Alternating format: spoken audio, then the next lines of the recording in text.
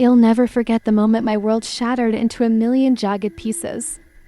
The night my asshole husband Gabriel and his pack of shit-faced college buddies left me for dead end. That godforsaken Italian hellhole. It was supposed to be their sacred guys' reunion. A booze-soaked ritual I'd deep been dragged into like a lamb to slaughter.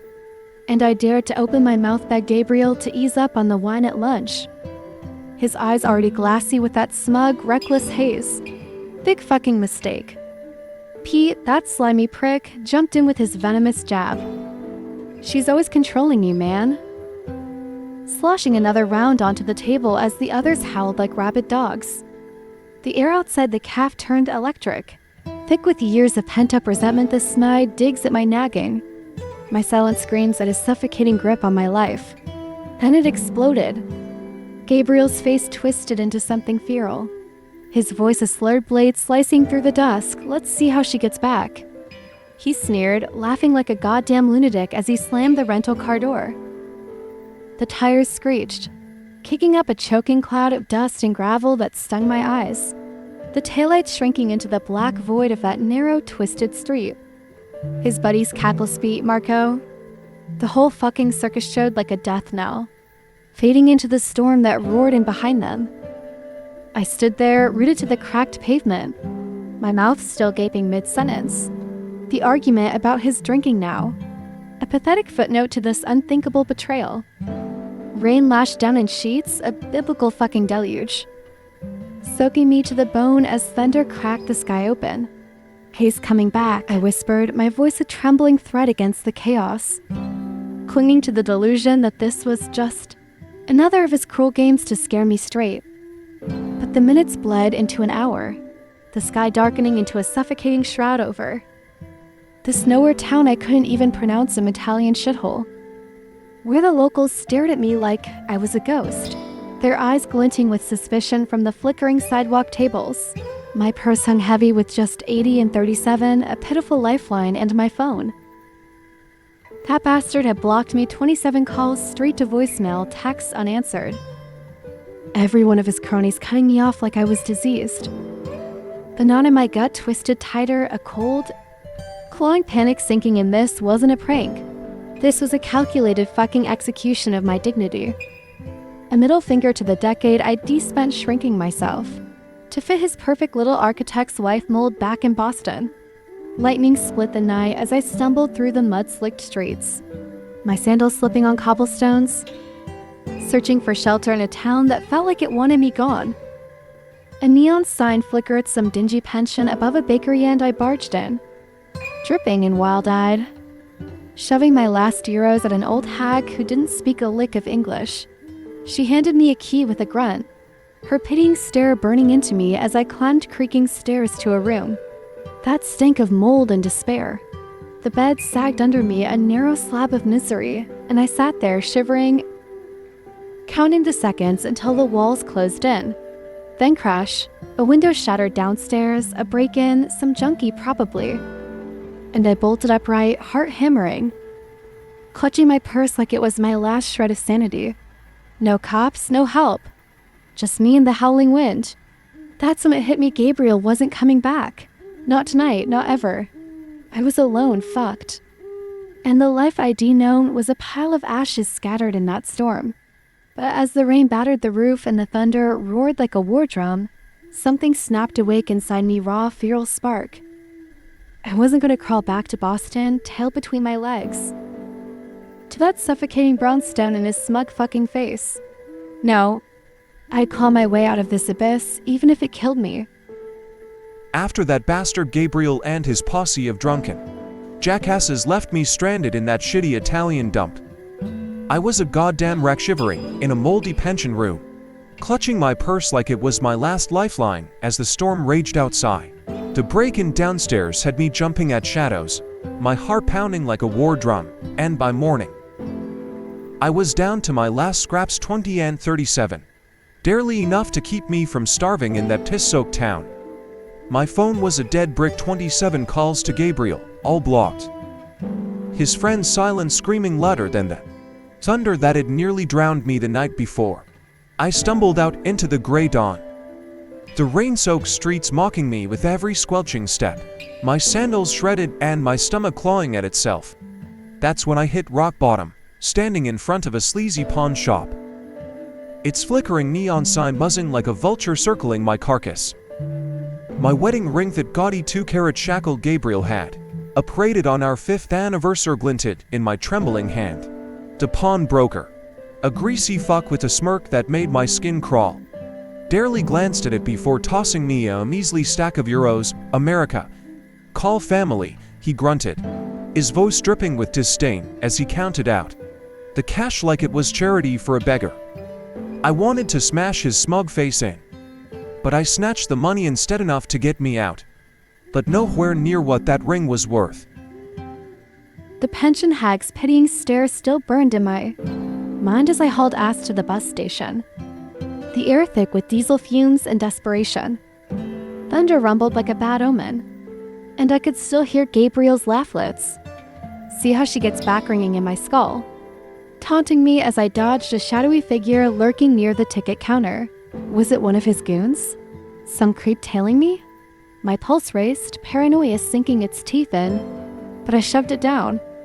No way was I calling my mom to hear her smug "I told you so" about Gabriel's temper, or crawling back to Boston to face that suffocating brownstone and his architect ego. Fuck that. I'd rather die than let him win. The ticket agent, a tired old broad with eyes like a hawk, barked over the chaos. Where you go? I froze, the departure board a blurry mess of names I couldn't pronounce, my hand shaking as I clutched those crumpled euros. Then it hit me, wild, reckless spark cutting through the panic. Greece, I spat, my voice raw and ragged. The furthest coastal village you can get me to. She raised an eyebrow but punched the ticket anyway. And I bolted onto that rickety-ass bus like it was my last shot at salvation. The ride was a nightmare, hours of jolting over potholes, the stench of sweat and cheap wine choking the air, rain hammering the windows like it wanted to smash them in.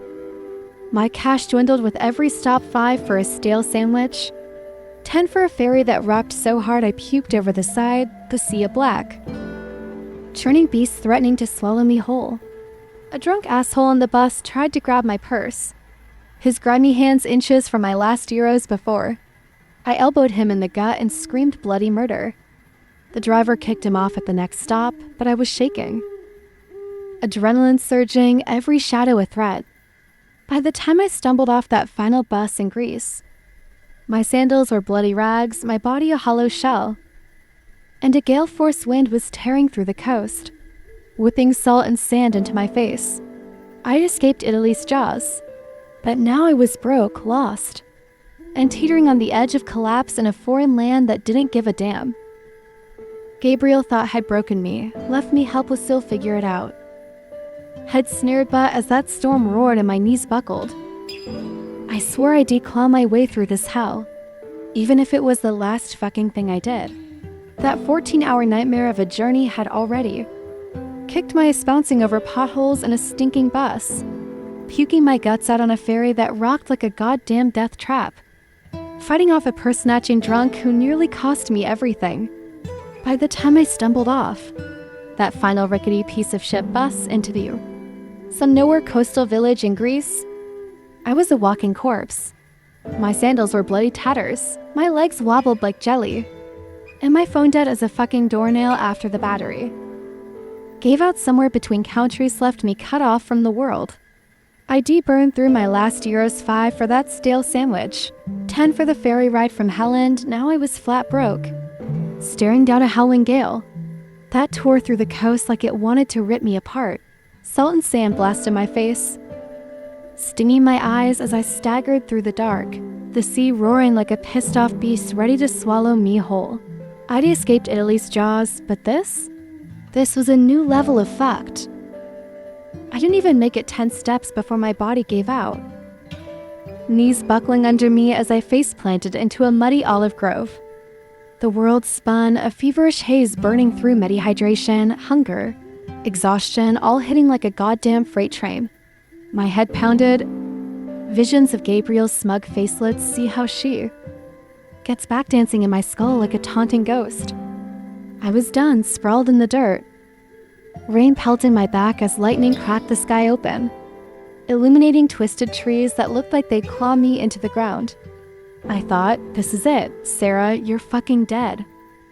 And part of me didn't even care let the storm take me.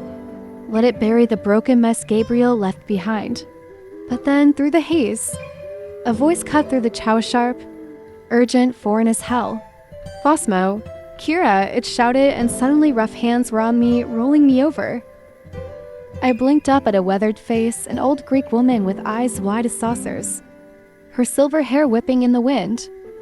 She was yelling something I couldn't understand, patting my cheeks like she was trying to slap the life back into me. Elena, she said later, calmer, pointing to herself as she shoved a canteen at my cracked lips. I croaked out Sarah, barely audible, gulping the water like it was my last goddamn breath. Elena didn't waste time shelled me up, her wiry frame stronger than it had any right to be, dragging me through the storm toward a stone farmhouse nestled in the grove. The wind screamed, tearing at us, and a branch snapped off a tree, missing my head by inches. As we stumbled forward, inside, the place was a wreck. The roof leaked like a sieve, water pooling on the cracked floor, and a sudden power outage plunged us into pitch black just as she shoved me onto a creaky chair. My teeth chattered, soaked to the bone, as Elena barked something in Greek and a grizzled old man shuffled Nikos. Her husband, his sun-baked face etched with suspicion. He wiped his hands on a rag, eyeing me like I was some stray dog that might bite, but Elena waved him off, shoving a bowl of steaming soup under my nose. My stomach roared, loud enough to wake the dead, and she cracked a faint smile. Muttering something I didn't catch, I shoveled that soup down, burning my tongue, the warmth spreading through me like a lifeline as the storm battered the walls outside. I tried to piece it Tagovailo's chaos, the pawn shop sting, that hellish bus ride leading to this rickety-ass house with two strangers, who didn't even speak my language. Nikos grunted, asking Elena something sharp, and she gestured at me, her hands telling a story I couldn't follow. My head spun, the room tilting as exhaustion clawed at me, and I thought I'd pass out right there. But then Elena pressed a threadbare blanket into my hands, her touch firm but kind, and pointed me to a corner with a sagging cot. The storm raged on, thunder shaking the windows, and I collapsed onto that bed, my body screaming, my mind a whirlwind of fear and dumb fucking luck. Gabriel wanted me broken, you'll figure it out, had sneered, but here I was alive, saved by some old Greek bat who didn't even know my name. I didn't know if I'd make it through the night, but as the rain hammered down, I swore I'd fight like hell to see the morning. Elena shoved a bowl of soup at me that first night Phosmo Kira, still ringing in my ears from when Shed found me and Nikos just glared, like I was some stray mutt they'd regret taking in. But as the rain hammered the leaking roof, and the power flickered like a dying heartbeat, I realized I didn't have a choice. I was fucked without them, and they were my only shot at not dying in this backwater hellhole. The next morning, the sun blazed down like a goddamn blowtorch, and Elena didn't waste a second. She dragged me out to the groves, thrusting a rake into my shaky hands like I was supposed to know what the fuck to do. My sooty soft palms tore open on the first try, blood mixing with dirt as I fumbled through the olive trees, thorns snagging my skin like they wanted to peel me alive. Nikos barked something in Greek, his face hard as stone. And when I yanked up a prized herb instead of a weed, he damn near lost it, grabbing my arm and shoving me back with a growl that said ID just fucked up royally. I wanted to scream, I don't belong here, you old bastard. But my throat was too raw, my pride too battered from Gabriel's parting shot, you'll figure it out, his sneer echoing as I bled into the dirt. Then came the flood of freak storm that turned the farm into a goddamn swamp. Water surging up to my knees as I waded through it, chasing panicked chickens that were drowning in their coop. My lungs burned, my boots sank into the muck, and a lightning strike hit a tree 50 feet away, the crack splitting my eardrums as I dove for cover. Elena wasn't fizzed. She hauled me back inside, her grip like iron, and threw me at the kitchen table, Watch, she snapped, kneading dough with hands that could crush rocks, while I stared like a dumbass, still dripping wet and shaking. My first loaf was a fucking disaster, burnt black on the outside. Raw mush inside.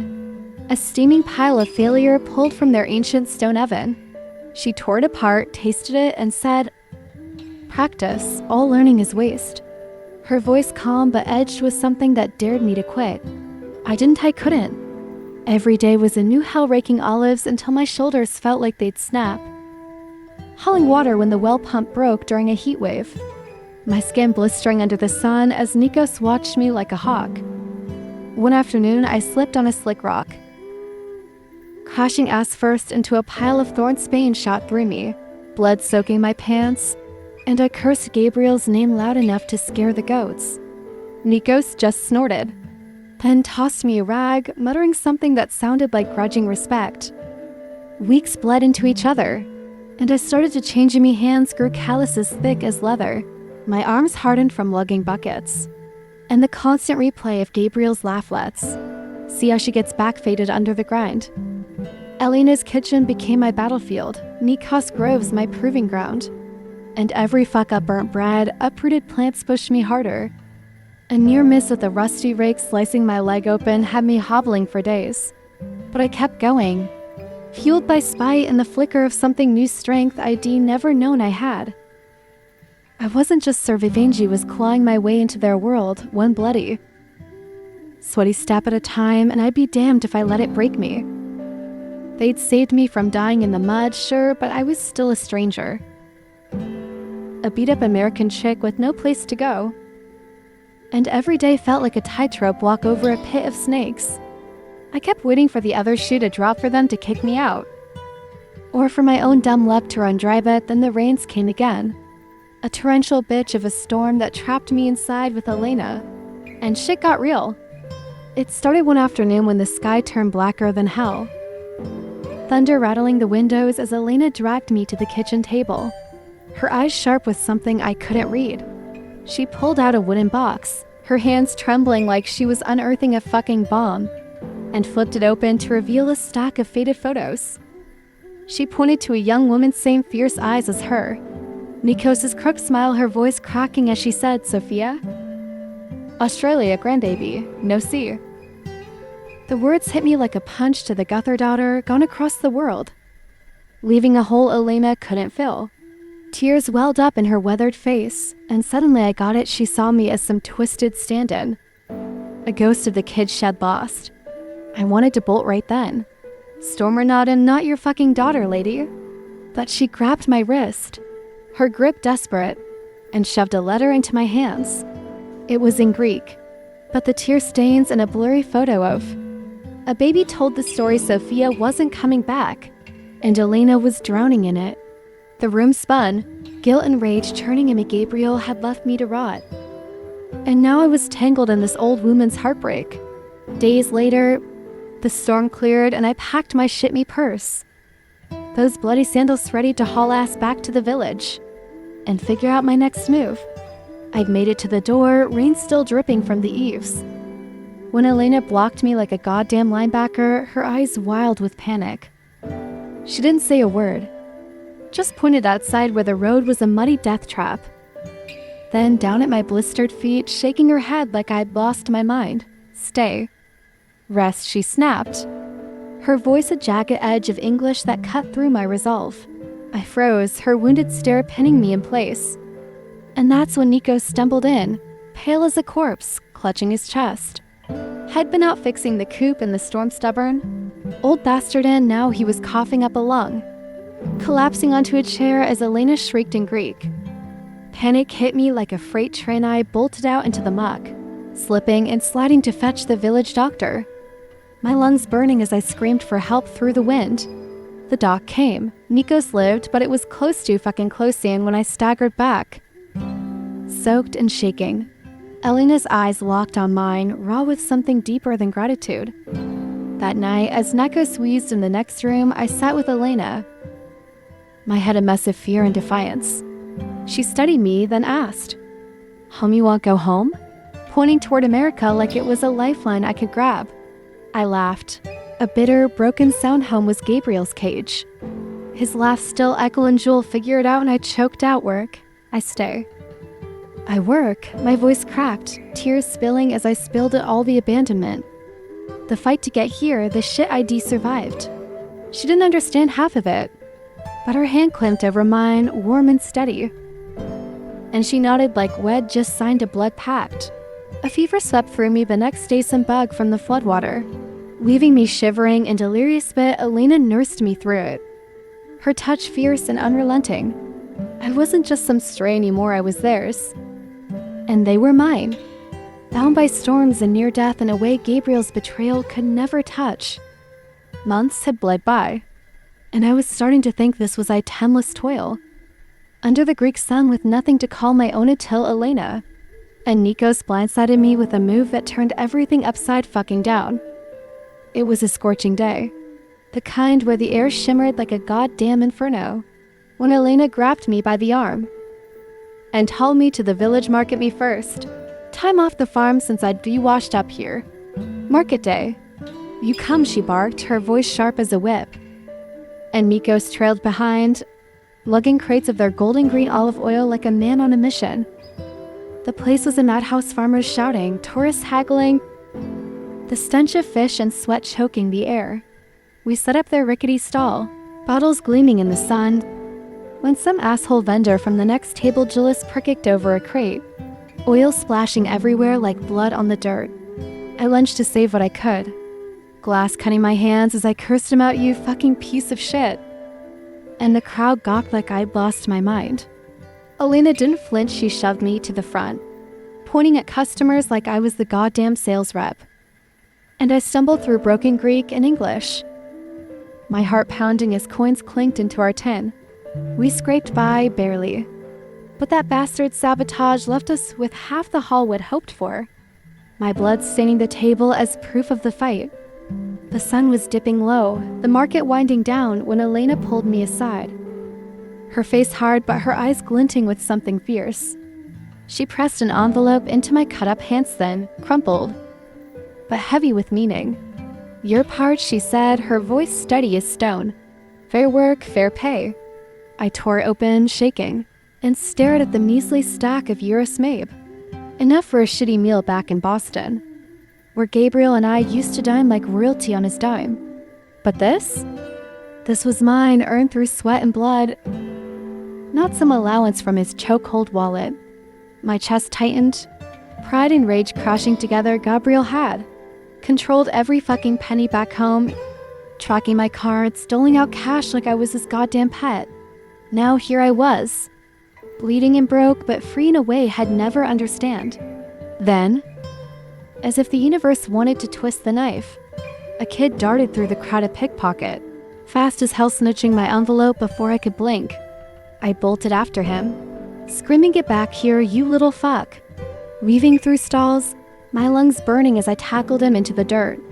Coins scattered, but I got it back, panting and bruised. The market staring like I was a wild animal.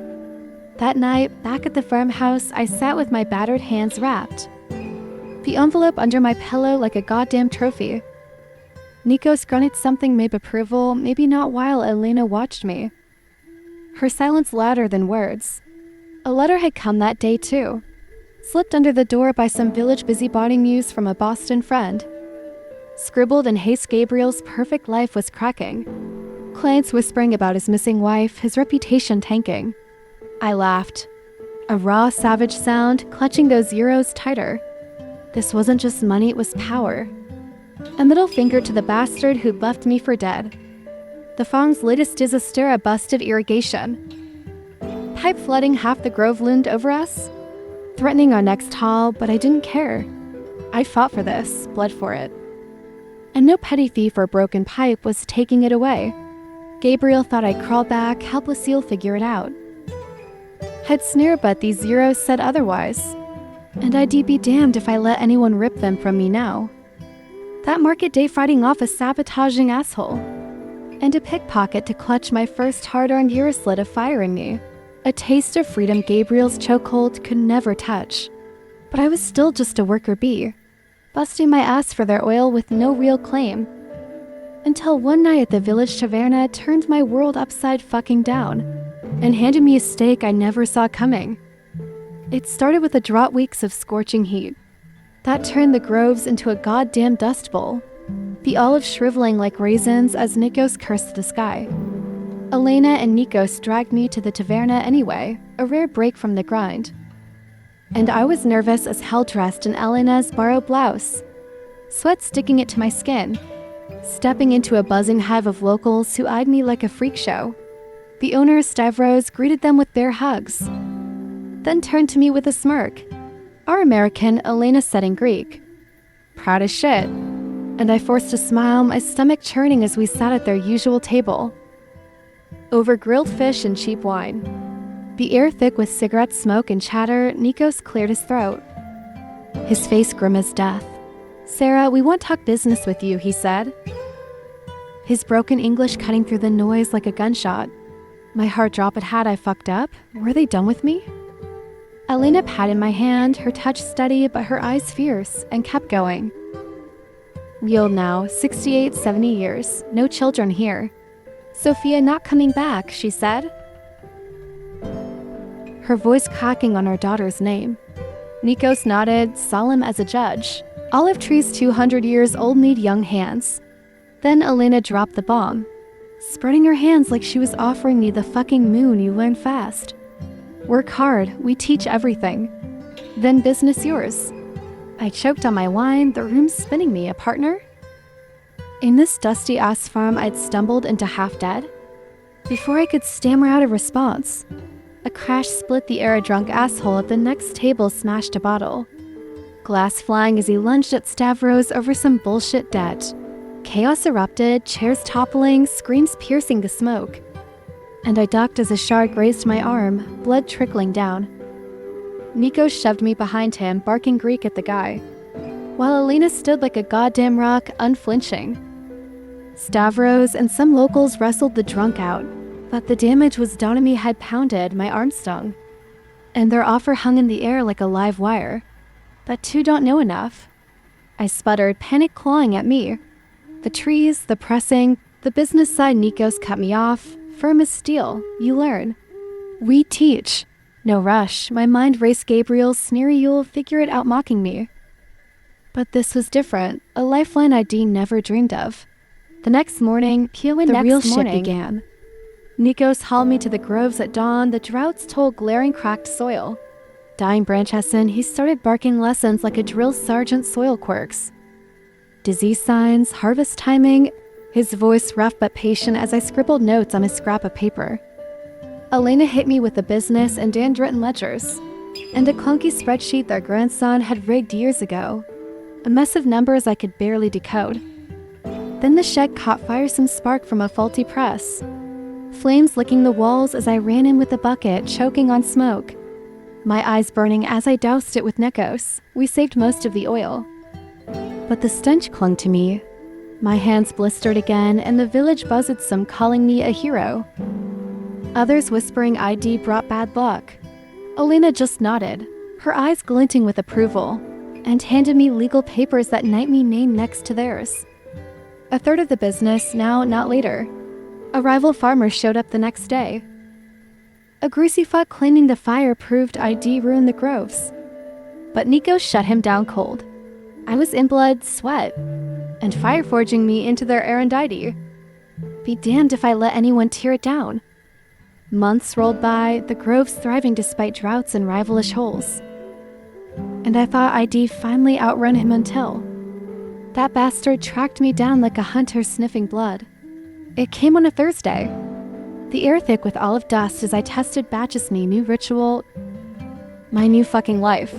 The message blinked. "Sarah, it's taken months and a private investigator, but I finally tracked you to that backwater in Greece. This has gone on long enough. I'm coming to bring you home and end this ridiculous tantrum. My flight lands in Athens on Thursday. Be ready." My stomach dropped, bile rising as his words sank and head higher. To fucking pie? To drag me back to Boston's gilded cage? Rage roared through me, my hand shaking so hard I smashed a bottle of oil. Glass and gold liquid pooling on the floor like my past bleeding out. Elena found me swearing that motherfucker and raised an eyebrow, but I couldn't explain, not yet. I spent the next days pacing the groves. Paranoia gnawing at me every rustleless spy, every shadow Gabriel's smug face. The village buzzed with whispers a slick car had rolled through, asking about the American, and I knew he was close. I wasn't running this Tim and more buses. No more pawns, but I'd be damned if he thought I'd just roll over. He showed up 3 days later, strutting into the farm like a king reclaiming his throne, his rental car gleaming against the dusty fields. I was mid-harvest, sweat-soaked and hauling crates when he stepped out, suit crisp. Voice dripping Bingham, I've come to take you home, of course. This has gone on long enough, don't you think? Whatever point you were trying to make, I dropped the crate, olives scattering, and faced him, my blood boiling as the wind kicked up, howling through the trees like it smelled a fight. This isn't about making a point. This is about making a life, I shot back. My voice raw, every scar from Italy to now pulsing with defiance. He laughed, that same cruel chuckle from the Italian calf, and stepped closer. A business, Sarah? Be serious. You're a designer, not a farmer. This is some eat, pray, love phase after our fight. I admit I shouldn't have left you in Italy. It was a stupid, drunken mistake. I've apologized. Now it's time to come home. I snapped, fury erupting. You've apologized? When? In what universe does tracking me down? And demanding I return count as an apology? His eyes darkened, that old control freak glinting through, and he grabbed my arm hard, saying, "You're embarrassing me." The air crackled as villagers peeked from their porches. Nico's hobbling out with a shovel like head Barry the bastard. Elena's shadow looming behind me. A storm brewed on the horizon, thunder rumbling like a warning, and I yanked free. My heart pounding as lightning lit Gabriel's stunned face. Had expected the weak Sarah, the one-head moldy duel, figure it out. Had sneered that night, but I was forged in fire now, their fire. He tried again. Voice slick with manipulation, you can't survive here without me. Look at this dump. I laughed, a wild, jagged sound, and spat at his feet. Fuck you, Gabriel. If survived more than you'll ever know. Nikos growled something in Greek. Stepping closer, and the wind whipped harder. Dirt stinging our eyes as Gabriel faltered, his polished mask cracking. He wasn't ready for this seraph, one who'd bled for this land, who'd turned his betrayal into stealand as the storm closed in. I knew I'd either leave or get dragged out. No way in hell was I going back. Lightning split the sky as I yanked free from his grasp. Rain pelting us like bullets. The wind howling through the groves as villagers gawked from their porches. Nikos loomed with his shovel, Elena a granite wall at my back. And I shoved a soaked stack of papers into Gabriel's chest, divorce papers. Filed weeks ago with a lawyer I'd scraped cash to hire. My hands trembling, but my voice steel. I have legal ties here and now, a business partnership. Responsibilities to people who value me for my contributions, not my appearance or social connections. I spat, every word a dagger through his bullshit. He staggered, the paper slipping in the downpour, his face twisting as he snarled. You can't be serious. You throw away everything for this? I laughed at it wild. Guttural roar and not throwing away anything. I'm choosing something better. Something real. Rain plastered his suit, his perfect hair a mess. And he lunged again, screaming over the storm, "You're mine, Sarah." But Nico stepped in, frail but fierce, his shovel raised like a guillotine. Thunder boomed, the ground shaking as Gabriel froze. His eyes darting between us men, forged in this land's blood and sweat, and them. My unyielding shield. I'd survived his betrayal, you'll figure it out. Had sneered that night and turned it into power. But now he saw it wasn't his anymore. A gust ripped through, nearly knocking us down, and Nikos growled in Greek. Translated cold by me, the road back to Athens is dangerous after dark. You should leave now to reach the city before nightfall. Gabriel's mask crack affair, rage defeat, and he stumbled back to his car. Slipping in the mud, the engine roaring as he peeled out. Taillights swallowed by the storm. Lightning struck a tree nearby, the crack deafening, and I stood there, soaked and shaking. Divorce papers clutched like a fucking trophy. Had come to reclaim me, but I'd buried him instead as control. His world under the weight of this life I'd built. No bastard was taking it from me now. After that piece of shit, Gabriel stormed out of my life in Greece. His tail between his legs and my divorce papers a soaked trophy in my hands. The storm broke like the fucking heavens were celebrating. I'd survived his betrayal and Itala left to rot with his laugh echoing, "Let's see how she gets back and turned it into a goddamn empire with Elena and Nikos." From the pawn shop sting to that brutal bus ride collapsing in their grove. Raking olives till my hands bled, earning my first euros. Signing as their partner, and facing him down with thunder as my back Cupid built something he couldn't touch. Now, as rain cleared and the sun peeked through, I stood with Elena and Nikos. The village rallying like I'd won a fucking war. His car's skin marks scarred the mud, a pathetic goodbye. And I knew he was gone for good, chased out by the life I'd forged. Not just survived. The next morning, the air smelled of wet earth and olives. A new dawn breaking over the groves as villagers poured in old Yorgos with his crooked grin, Maria with bread still warm from her, Oven slapping my back like I'd slain a dragon. Elena stood tall, her eyes glinting with pride, and said, "You choose what happens Thursday. You have home here, business here, friends here. That Manny no longer decides." Her words hit like a freight train. This wasn't just a win over Gabriel, it was my rebirth. My roots sinking deep into this sun-scorched land. Nikos, still wheezing from his close call months back, handed me a battered ledger, muttering something about next season's yield. His way of saying I was in charge now. But then a telegram slid under the door. Me parents, who'd barely blinked when I married Gabriel, now hunting me down after hearing whispers of my disappearance. Might get twisted bittersweet as hell, but I shoved it aside. This was my family now. These weathered Greeks who pulled me from the brink. Trouble wasn't done. Thou a rival farmer, that greasy fuck from the fire, stormed in days later. Cleaning half the grove was his by some ancient deed. His voice dripping with venom as he waved papers at Nikos. The village held its breath, a new battle brewing, but I didn't flinch. I'd faced worse of Gabriel's fists, Italy's storms.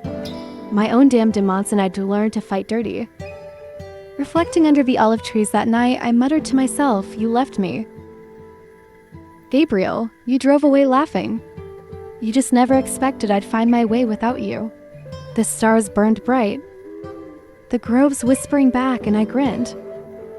Fierce and free, his abandonment had been my liberation. A cruel gift that birthed this badass I'd become.